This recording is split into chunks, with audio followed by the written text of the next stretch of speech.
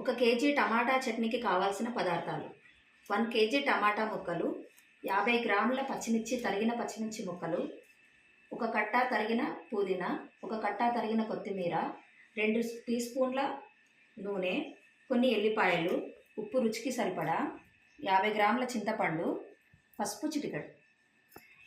మంచిగా స్టవ్ వెలిగించుకుని దానిపై ఒక పాన్ పెట్టుకుని అందులో 2 స్పూన్ల ఆయిల్ వేయాలి.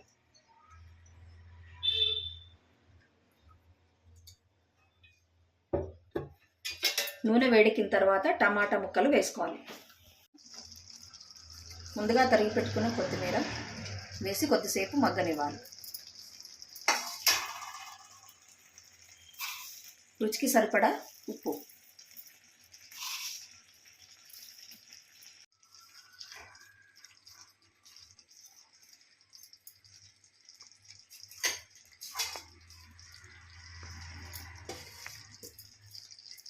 వేసుకున్నాక